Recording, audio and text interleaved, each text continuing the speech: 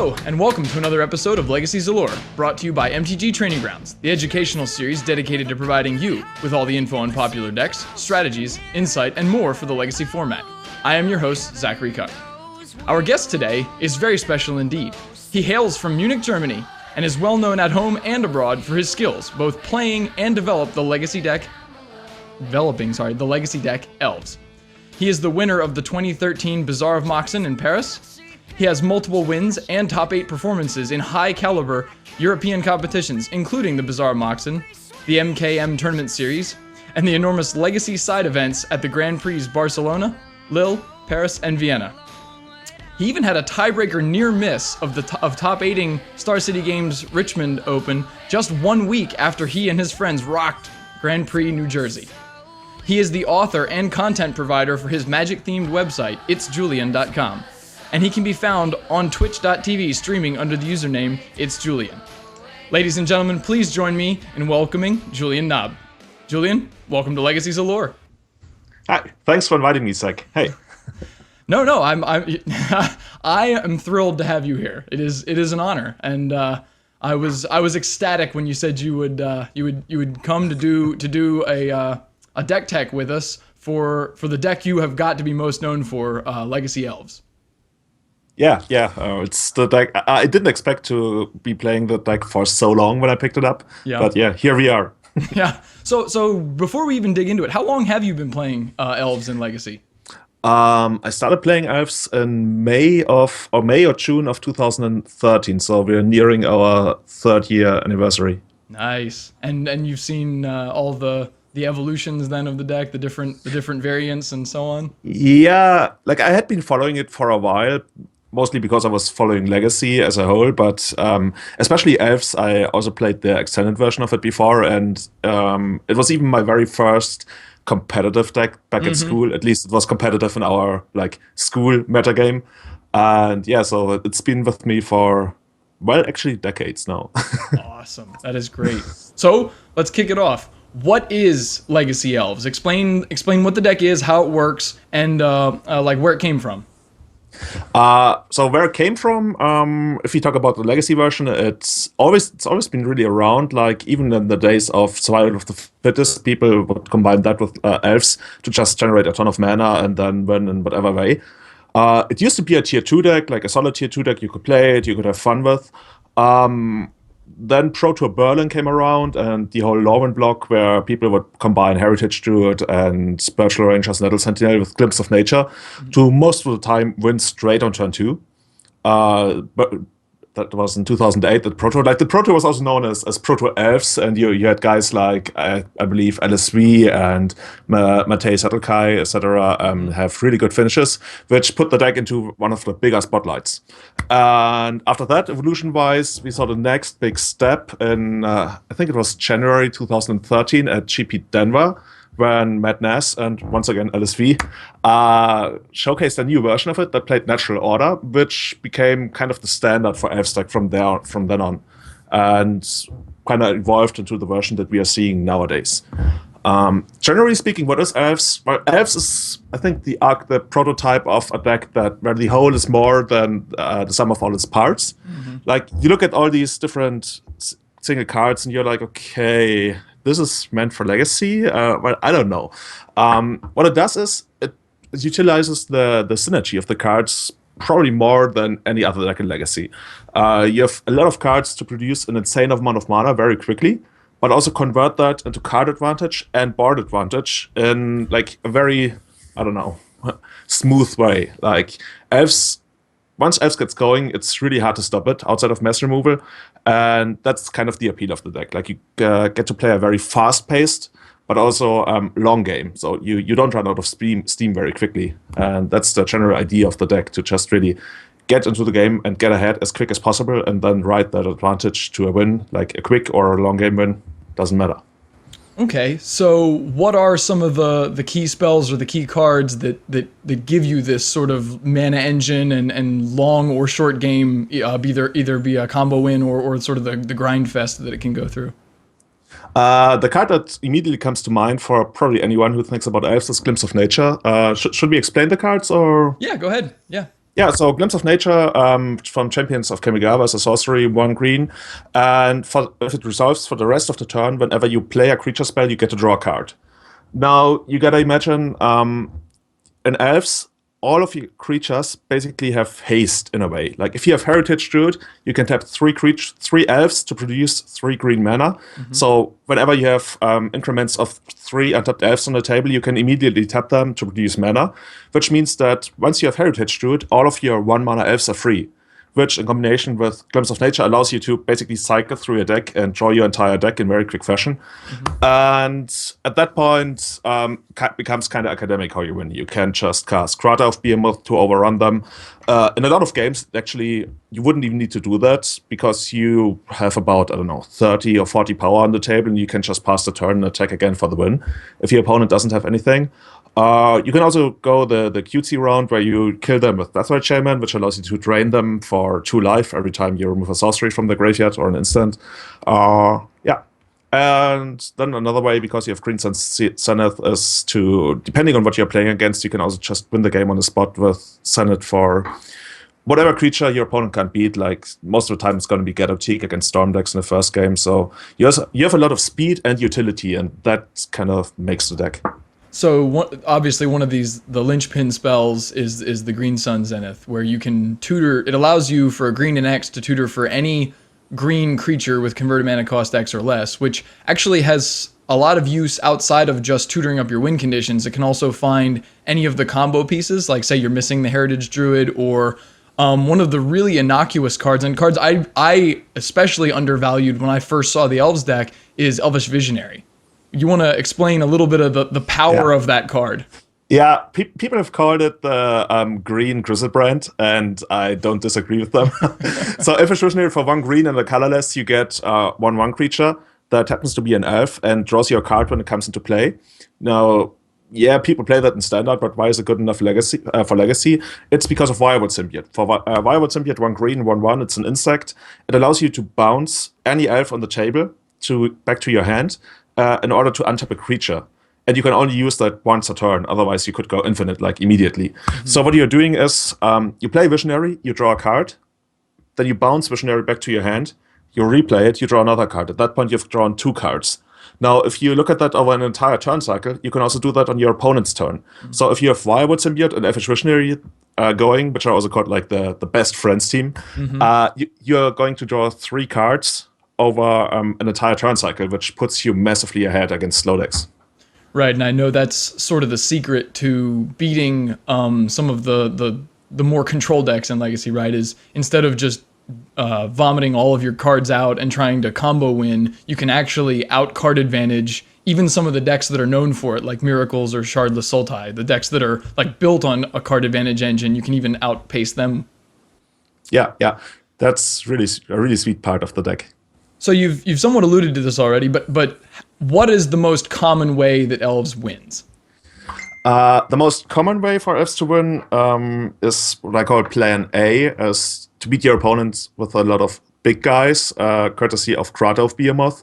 So Behemoth, it costs 8 mana. It's a 5/5 that is haste, and when it comes into play, all your creatures get +X, where X is the amount of creatures you have in play.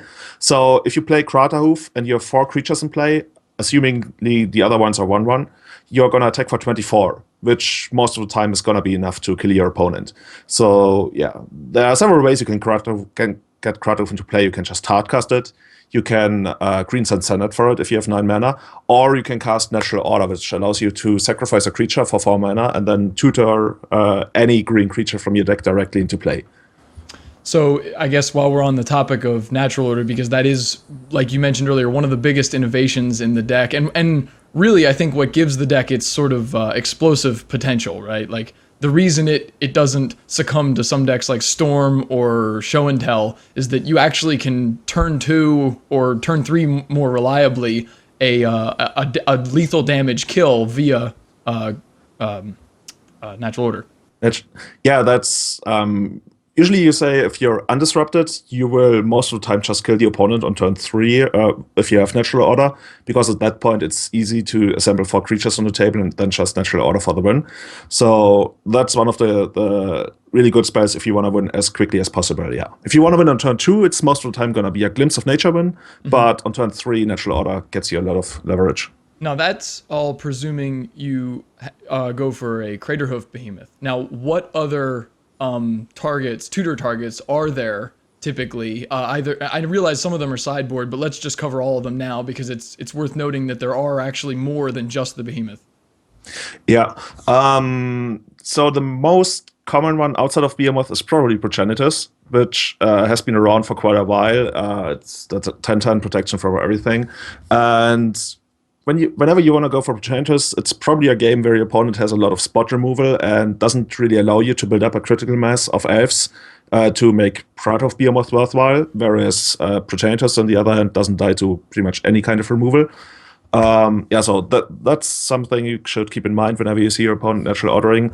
Other than that, there's you might know Rurik Thar. That's the guy, 6/6 reach, and whenever your opponent or any player plays a non-creature spell, he takes 6 damage, which is the preferred, maybe not the preferred way, but one of the ways to win against Storm and some other decks that heavily rely on casting a lot of cheap spells. Those are like the 2 most common ones outside of Behemoth. Then there are other cuter ones. Like in the past, we used to run what's it called?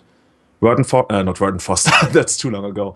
The one that draws Regal cards. Force. Yeah. That's I believe a 5/5, and when it comes into play, you draw as many cards as you have green creatures in play. So that was something to just restock your hand if you needed it. These days, hardly anyone plays it anymore, but you might encounter it. You don't know. And the last one we probably should mention is Elder Scaleworm. That's the 7/7 with Trample. That puts you to 7 if your life total is less than 7. And for the rest of the game, you can't go below 7 through damage. You can still take life loss like Fetchlands or Tendrils of Agony, but against decks like Storm or even against lands, it's quite good. And yeah, that's why some people bring it in at times. Okay. So, given that there are all these different creatures out of the sideboard and just essentially variants on the sideboard, there's variants of the main deck as well. And actually, I don't know who came up with the idea, but I know you have been credited with making it popular. I believe it's called Chaos Elves, or a variant called. So yeah. What variants of elves are there? How do they differ from sort of the stock? What people are most accustomed to seeing, and what do those variants exist for? Like, what is the intended purpose of them? So, as you mentioned, the stock list, the list that you're most likely to see right now is the one we just talked about with Natural Order. Natural Order is a great spell for winning quickly or for winning when your opponent can't disrupt you. But it's always been, a pretty heavy risk to take, because as a part of the cost, you have to sacrifice a creature, and then it's a 4-mana sorcery and gets Spell Pierce countered. Like, you lose a lot of tempo if it's countered, and I always try to get rid of it. And so earlier this year, a friend of mine, Sebastian Bartel, he came up with this list to just cut Natural Order from Elves and just play a lot of Silver Bullets and other stuff that doesn't slow you down as much as Natural Order does. In the right hands, it speeds you up by a lot. But in the wrong hands, and especially against heavy blue decks, it can actually slow you down a lot because you don't want to cast it in the first place. So what we did is we cut Natural Order, we went crazy. And by throwing out Order, we created Chaos, thus the name Chaos Elves. And what Chaos Elves does is it doesn't have this I win button anymore, but it's even better at playing the long game. And so what you're trying to do is to really, really work the mana advantage that you can generate with Elves into smaller increments of smaller advantages. Where with Natural Order, you're looking to get right beyond the finish line. And with Chaos Elves, it's like smaller steps, but it's more consistent. And yeah, thus far, it has been really, really good for me. Like, I've actually been keeping track of my win percentage in tournaments ever since I picked it up in February. And right now we're at 77%, which I feel is like, it's probably going to get lower once people start adapting to the deck, because even now, I still keep running into people who are so fearful of natural order.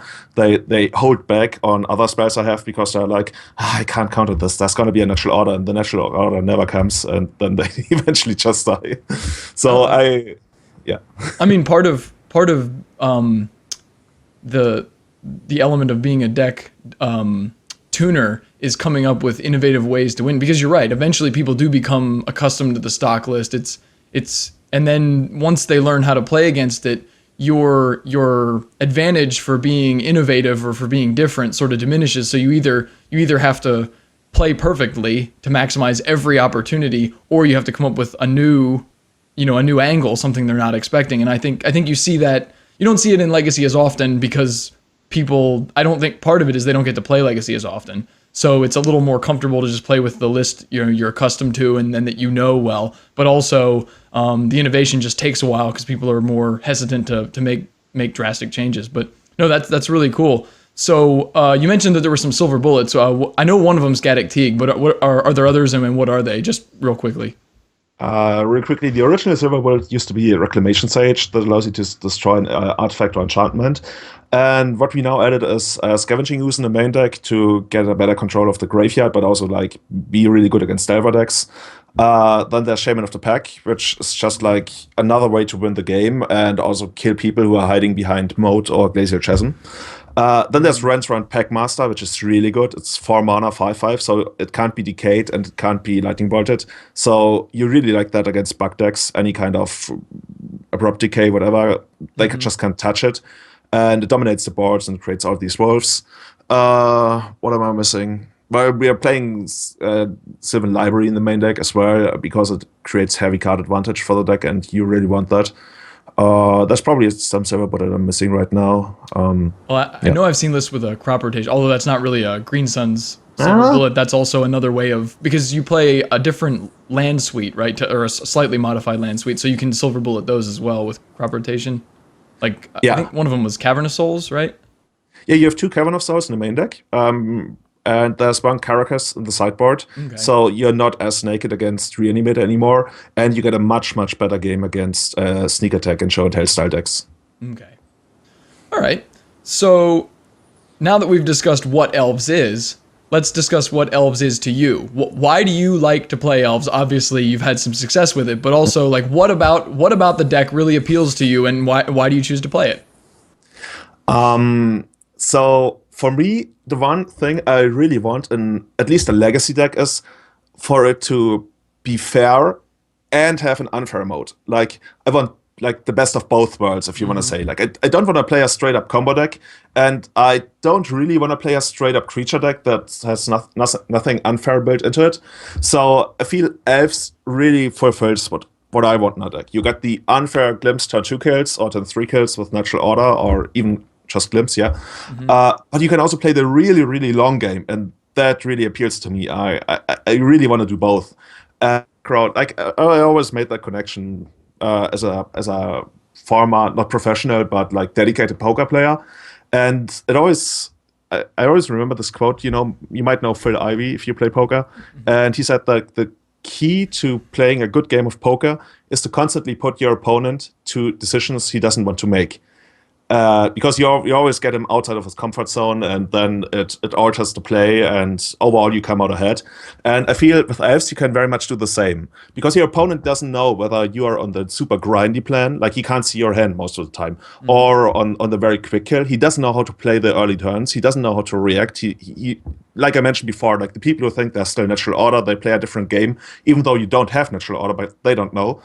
And so overall, they are giving more credit to your hand than there actually might be.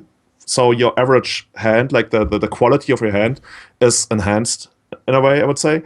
And that just allows you to get more value out of your cards than you actually should if you just put the card in front of you and read it, or you look at your hand and you're like, this is an okay hand. But because your opponent doesn't know what your hand is like, it's not just okay, it's actually pretty good. And that's something that always resonated with me, and yeah, it's really amazing. No, I can actually I can relate. Now, I normally play Infect, and actually what you just described is very similar. You have a lot of hands that look kind of weak, or they don't have everything that you would want, but because your opponent just lives in constant fear of just combo dying, you can actually generate a whole lot of value that you don't deserve, or that you don't actually have. And it plays pretty much the same pattern. So Yeah. now we know why we play the decks we do. What decks is Elves good against? Like, when you choose to play Elves, you're expecting that you're gonna have these good matchups. So what are they, and what is the strength of it? I would say Elves is particularly good against any fair deck, because the way fair decks beat unfair decks is to just have these heavy-hitting sideboard cards, and then the rest of the unfair deck is kind of useless, because what's your show and tell gonna do without a creature? What's your sneak attack gonna do without a creature? Or your Emrakul on her own. Whereas in Elves, even if you manage to shut down the unfair stuff like Glimpse of Nature or Natural Order, you still get these as you mentioned, the Viable Symbiote and Visionary that keep drawing you cards, and eventually you will come out ahead if nothing else happens. So, and with like fair decks, not a lot else happens on that department. So if you're playing a fair deck, you're probably behind against Elves. Also, if you're playing, let's say, Manaless Stretch or Mud, those just happen to be really, really good matchups, because Manaless Stretch is really slow and you have a lot of control over the graveyard with Elves. And Mud is like really weird, and you have your repeatable Vindicate in Reclamation Sage that you can also find with Sunnet. So you have like 5 Vindicates that you can cast twice every turn. That's a really good matchup. I would say Painter is also a good matchup. They don't get, like, if they get the turn 1 Blood Moon, it's probably an auto loss. But factoring in how likely that is and how likely you're able to win otherwise, that's another one. Also, all of the Stoneblade decks, the last few that there's not a lot of Stoneblade left in Legacy. Also Death and Taxes, which is kind of a special variant of Stoneblade, I guess. And also Delver is like, the Stoneblade matchups are really good. The Delver matchup is okay-ish, I would say. Delver still is one of the very best cards you can have against Elves, because it's an evasive creature. But overall, you're playing a pretty even, slightly favored game against most Delver decks.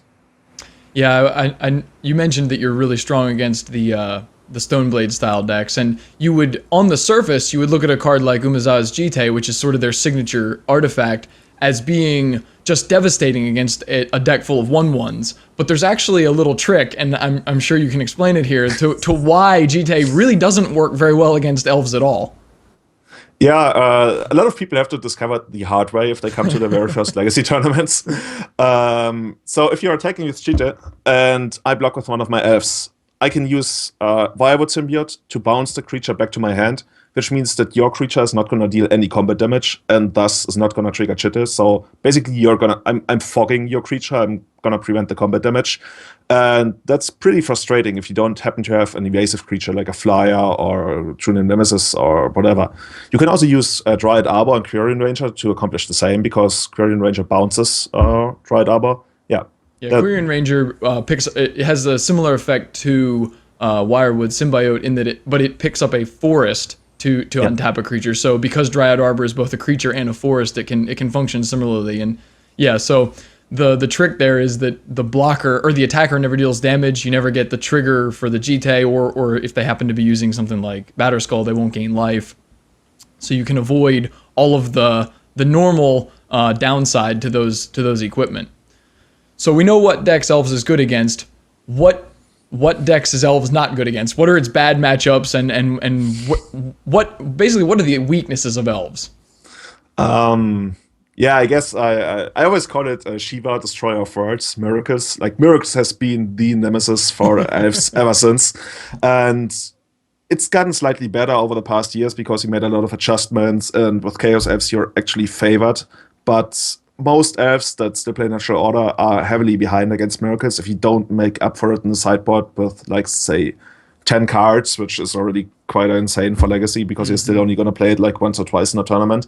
But yeah, Miracles is really hard to beat. First of all, because they have counterbalance, and you have a really hard time beating counterbalance because they just keep flipping 1s and 2s from the top and are going to counter like most of your spells.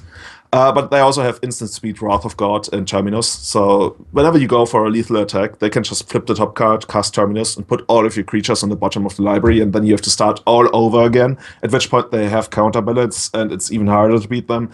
So yeah, if you're on a traditional elves list, then you'd rather avoid miracles.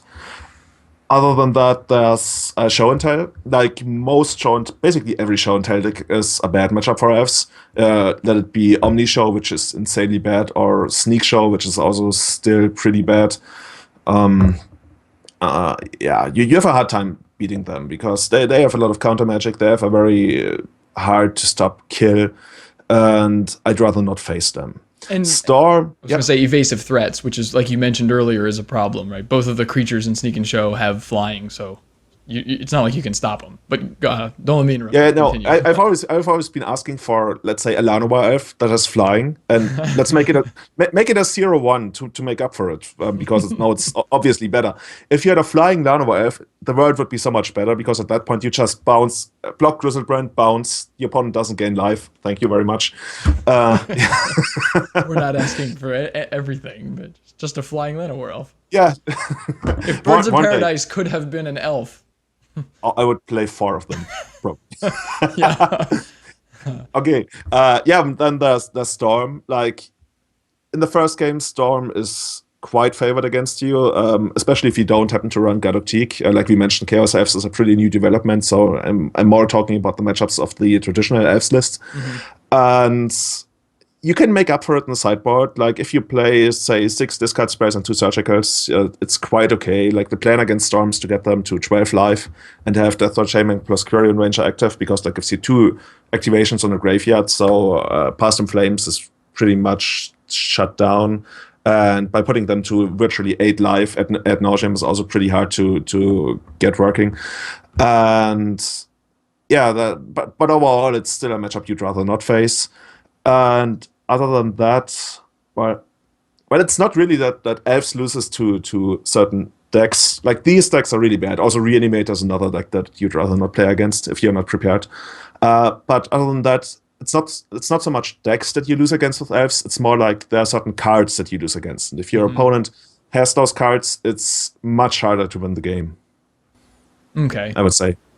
So actually, while we're on the topic of single cards that give you trouble, what should people sideboard to try and beat or to shore up their Elves matchup, especially if they're playing a deck that has a sort of a naturally bad matchup against Elves?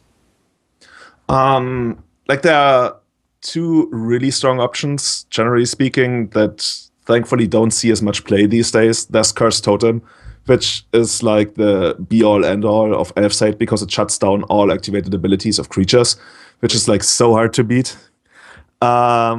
Usually these days you only see it like in 12th post or something, so I'm glad it's not there. The other card is Perish, which destroys all green creatures. I've been playing against it a lot locally because people have a lot of elf sites where I play, because it's not only me, there's other people playing elves, so yeah.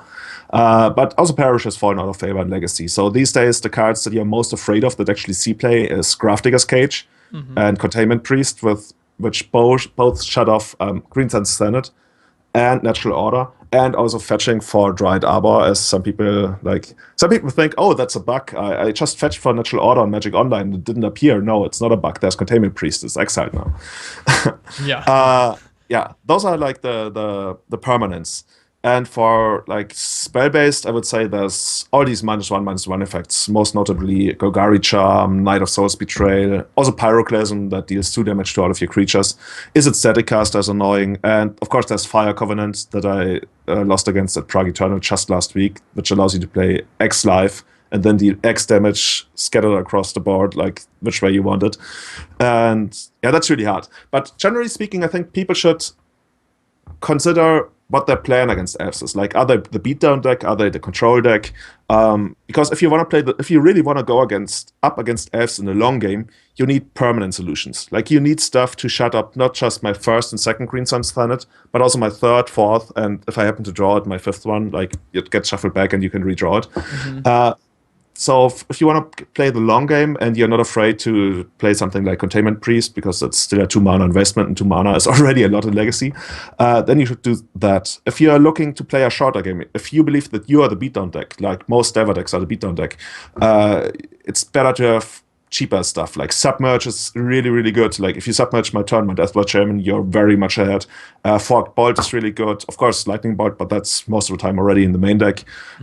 Spell Pierce can be annoying if you believe that I'm heavily relying on the more spell-based part of Elves with Glimpse and Natural Order. And yeah, that's how I would go about building a sideboard against Elves. That's the considerations that would go into that. No, and those are, I mean, it's one of those things where like you can name off very specific hate. Like obviously Engineered Plague is a terrible card against Elves, but it's not the kind of card that works in a lot of scenarios. So yeah, it's better to understand what the sort of the general hate or the more universal sideboard cards is. And like you mentioned, Grafdigger's Cage is one I've played a lot, and I don't know that, I think people see it and think it's graveyard hate most of the time. But in reality, I think it does just as much work fighting Green Sun Zeniths, and not just out of Elves, but out of a lot of the like Maverick or like the no bant style decks and those things. Like people I don't think realize how useful it is in those situations as well. Yeah, true.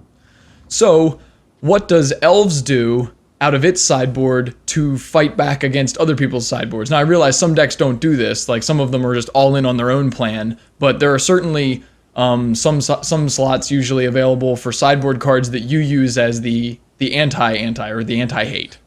Yeah, so like the next level hate. Yeah. In a way. Well, I think the one of the things that really helps Elves is that it's not as popular. Like it's a popular deck, as in a lot of people like it, but not a lot of people play it.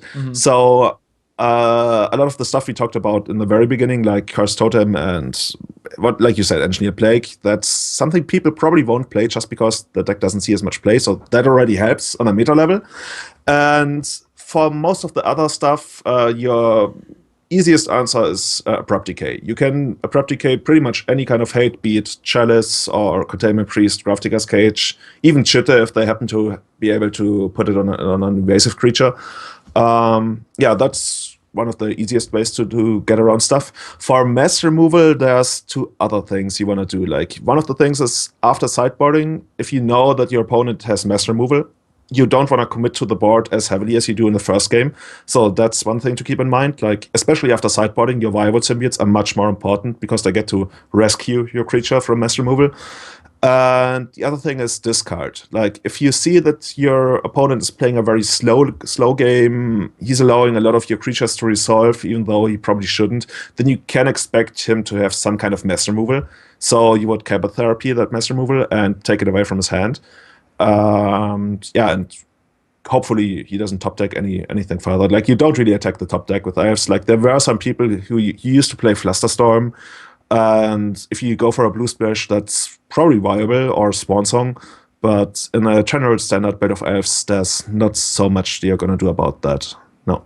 Right. No, it seems like the most common color pairing for Elves is the green-black version. That just because, like you mentioned, Abrupt Decay has become such a ubiquitous like answer to everything in Legacy, that seems the most natural fit, and that combined with Deathrite Shaman being probably the best elf ever printed, like it definitely gives you a lot of incentive to be in black. You know, I know some of the older versions of Elves. Now I don't know. I've never played the deck, so I don't know what the timeline was exactly. But I know older versions used to run were heavy on white, and I think, or I shouldn't say heavy, but they had a white splash, and that was I think primarily for Mirror Entity. But I don't know if that involved any sideboard cards also. Like I know sometimes you see a card like Worship show up in a sideboard because like you basically can't lose to burn once you have a Worship out or something like that. But I didn't know if those were still common or if that's just a thing of the past at this point. Yeah, at this point, the white cards that you do see is Gadok Cheek. I also happen to play Thalia in the Chaos F's build, and some people are experimenting with Aven Mind Sensor right now because it's also good against lands. Like you get to stop the gamble and the crop rotation, which is pretty good. Mirror Entity used to be a thing before people started working with Crowd Behemoth because it's the much better win condition. Before that, Mirror Entity and Violent Symbiote would create an infinite combo that allowed you to constantly bounce the Violent Symbiote and reuse it, creating mana in the process because it would untap your Nettle Sentinels for Heritage Druid. Like it's pretty complicated process, but you would generate infinite mana and then just cast Emrakul, which is also nice. No, yeah, I mean that's a win too. Any big creature will do once you have infinite mana, right? Yeah, pretty much.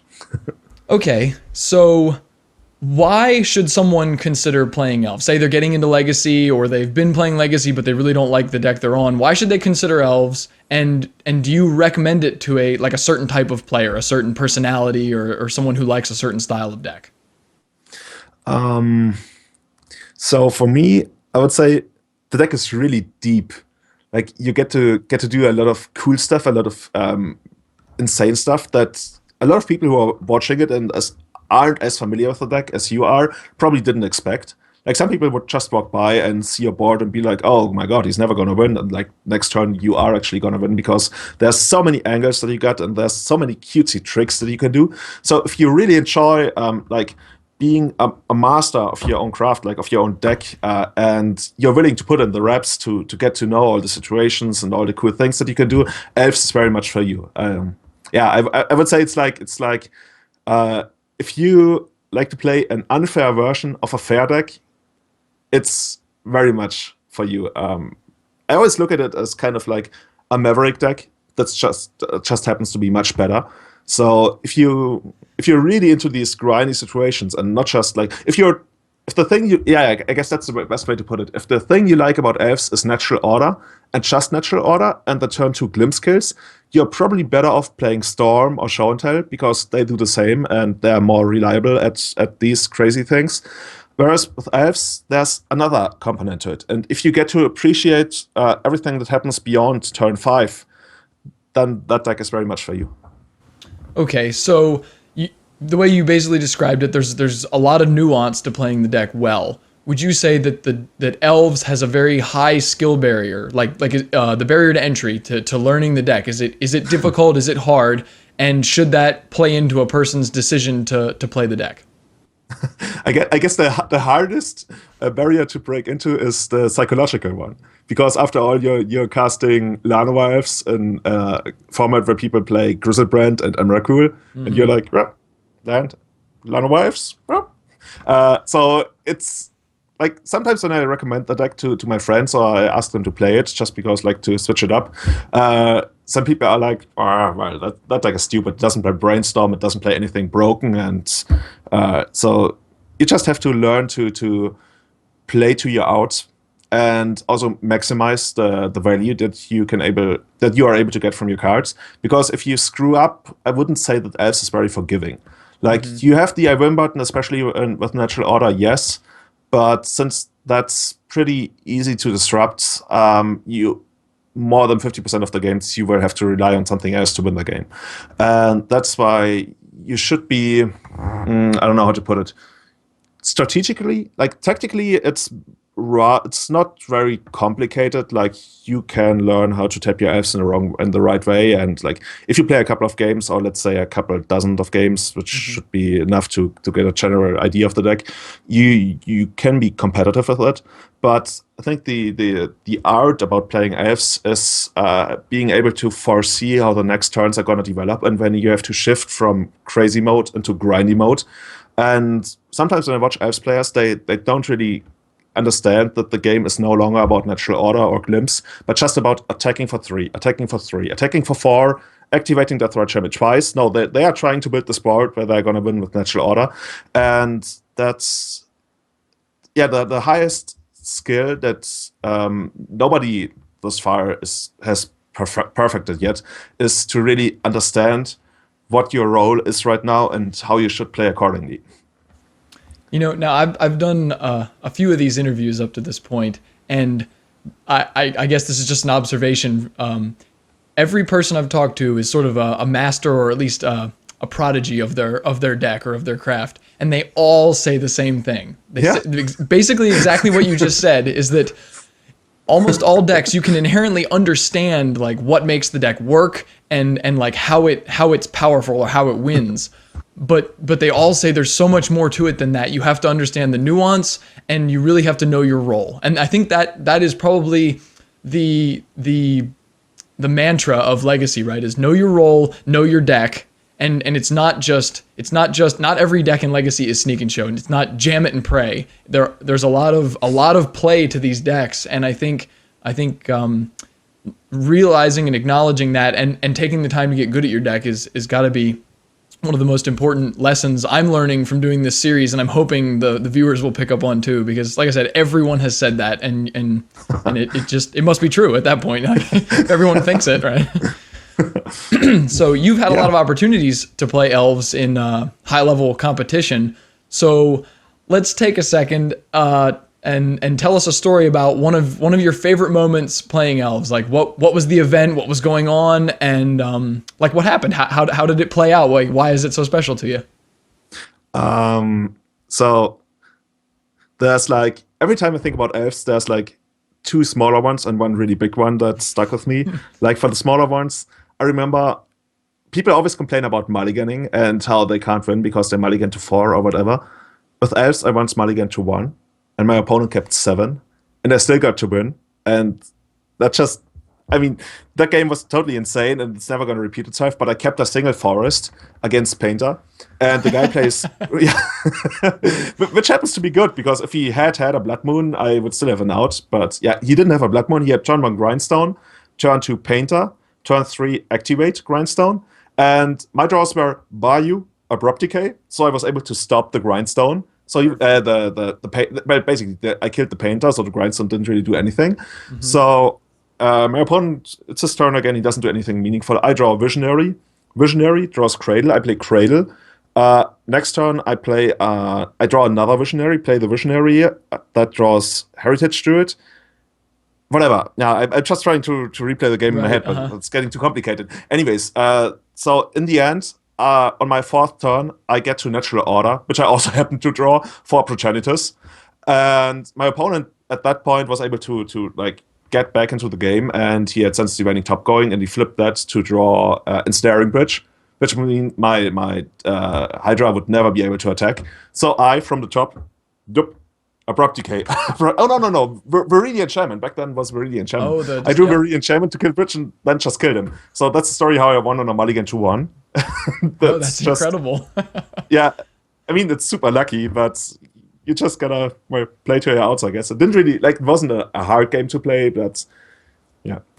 That's just something I always remember. The other thing is, when I was able to beat a turn 1 Grizzlebrand, my opponent was playing Sneak Show, and first turn he goes Lotus Petal, Ancient Tomb, Show and Tell, Grizzlebrand.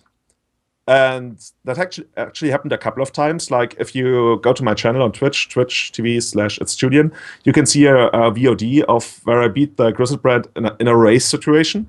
Like, the Grizzlebrand actually attacks me like 2 or 3 times, I don't know. And then I still get to win the game, which is quite insane.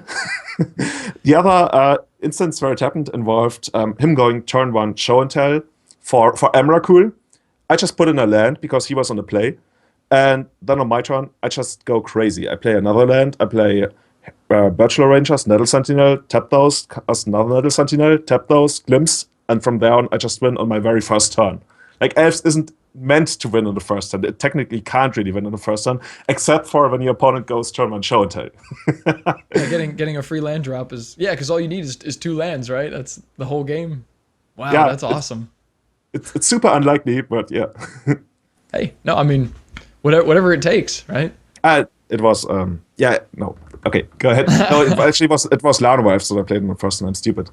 Well, but that's almost a land, right? Actually, it's even better than a land, probably, because it's a land. It's better than land because you get to use Quirion Ranger to untap it and keep going and then play Cradle and stuff, and yeah. Okay. So one thing I've noticed as an American Legacy player is that the European metagame that everyone said over here, they always say, oh, it's infested with miracles and storm. It's all combo and control, and that's all there is. And obviously that's not true, but rumors like that wouldn't start unless there was some degree of truth. So I assume there is more control than we're accustomed to, or at least more of the better players are playing it. Maybe that's it. If that is true, or at least presumably in part true, why would you choose to play Elves in a meta where you can assume that there's going to be so much hostility towards the deck? Yeah, like, I think in general it's a bit exaggerated. That there's only like Storm and Control in Europe. But as you mentioned, there's a certain truth to it. Like if you look at Miracles, it used to pop up in Europe from 2012 on, and from 2013 on, it was quite established as the best deck in the format. But at the same point, you only really saw Joe play Miracles in the US and heavily popularize his Legends version of it. But yeah, like if you play in Germany and Italy, you see a lot of Miracles. If you play in the Netherlands have always been known for Storm. Spain has always been known for, like, recently got heavily known for lands. So there's a lot of regional variety. But overall, I would agree that like the decks that show up more here in Europe are not as favorable for Elves, like on first glance. But it's still legacy, and you're like, I had a run of I don't know 20 or 25 games in big tournaments, but I didn't even encounter Miracles at all. Yeah. Like I really don't think that your fear of certain decks should shape your deck choice too much, unless it's like a crazy meta game like we had. I don't know, like Flash. Okay, if somebody's playing Flash, you probably don't want to play a Stoneblade deck because it's too slow. But overall, you should just stick to what you know and stick to what's competitive. And that's why I think that Elves is still a very good choice to make right now if you know how to play it. And yeah, I kind of lost track of what I actually wanted to say here, but the major idea is that the metagames in Legacy don't really shape your main deck choices as much as they do shape your or influence your sideboard choices. Like if there's a lot of Storm, I will have a lot of discard and surgical extraction type effects, and probably one or two Null Rods because they're good against Storm and also happen to be good against Miracles. But if I go to a place like the Czech Republic, where there's like we played Prague Eternal 1.5 weeks ago, and there was almost no Miracles, so you can commit a bit more on the Delver hate and like on the Storm hate, and yeah, that's how you weigh it. But if you're comfortable with a deck that's really good, but has a couple of bad matchups, you shouldn't just stop playing the deck. You should just like stick to what you know, beat all the other decks, and then have something in the sideboard. Yeah, and I was hoping that was going to be your answer, because I've talked to some people who I feel like they change decks too often, and they get frustrated when they don't have the kind of results that they expect out of themselves. And I a lot of these players, in their defense, they're coming from standard or modern, where that's probably easier to do. Like the breadth of decks isn't as great, so it's not as hard to understand all of your opponents. And also, your deck is only a few sets deep, so it's not like you have to understand it quite as well. Like there isn't as much of an edge to be gained from knowing every intricacy of your deck. But I feel the same way, that like just because you perceive a metagame might be harsh against you doesn't mean you should give up on the deck you know, right? Like just a few weeks ago, at the Star City Games Open in Philadelphia, everyone was talking, it's going to be the Eldrazi, they're going to be everywhere. You can't play Delver decks, right? Because they rely on all these one-mana spells, and there's just going to be thousands of Chalice of the Voids out there, and you'll never resolve a spell.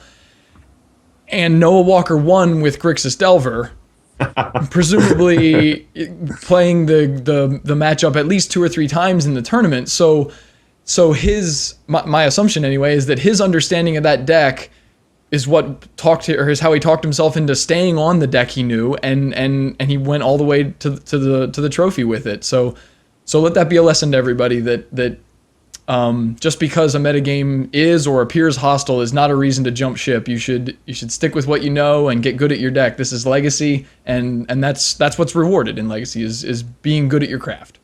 Yeah. So speaking of getting good at your craft, you are a well-known streamer and an active member of the online Legacy and I guess Vintage community as well. So how has your influence and sort of your authority on the subject matter affected you, not only in the realm of the deck development, but also as a competitive player and as a role model? As a role model? Well, I don't know.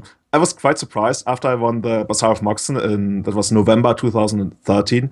People started like walking up to me and like wanting to say hello and chat a bit, and even like there were 3 guys who wanted me to sign their entire elf deck, and that's such an honor for me, and it actually it almost makes me blush, and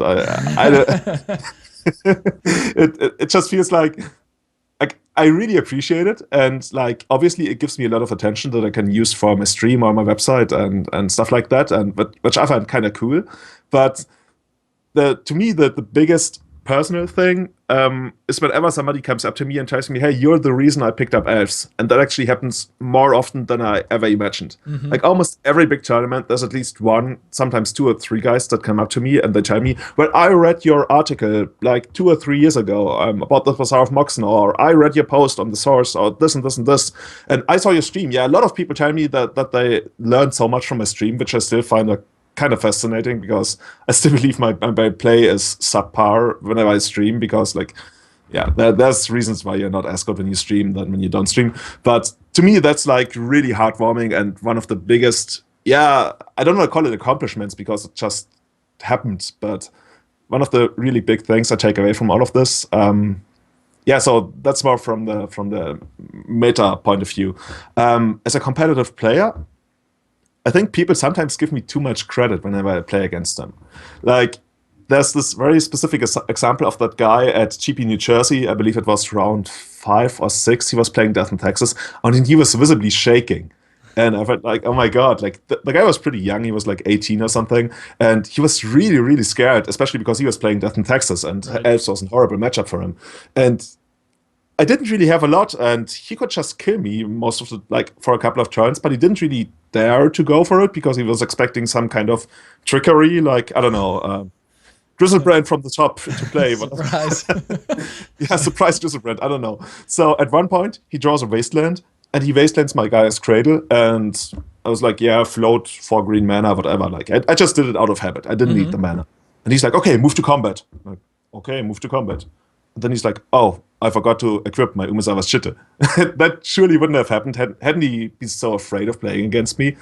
So I don't know. It hurts you that people, I wouldn't say always now, because I'm not that popular, but especially in Germany and a lot of European competitions, I feel quite a lot of people know that I'm playing Elves and they sit down across from me. And of course that hurts you a bit, but overall I don't mind, to be honest.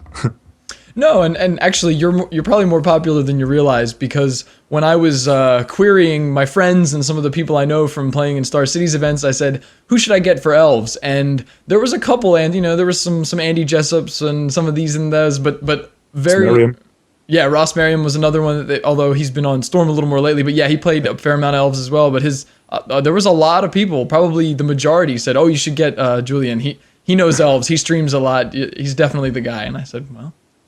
If the listeners demand, okay, I'll do my best. Well, Julian, thank you very much, guys. It has been a pleasure talking to you. You clearly have a masterful understanding of the Elves archetype, so I would like to thank you for being my guest today, and thank you so much for joining us. Thanks. Thanks for inviting me, man. I really enjoyed this. No, it's all, the pleasure's all mine. And I would like to thank all the listeners and viewers as well. It has been a pleasure to bring you this episode of Legacies of Allure. If you like what you heard today, please subscribe and feel free to leave us feedback on our YouTube page. Or you can message me directly at mtgtraininggrounds@gmail.com. Like us on Facebook at the user mtgtraininggrounds, or follow us on Twitter at mtg_trgrounds. I am your host, Zachary Cuck. Thank you for joining us.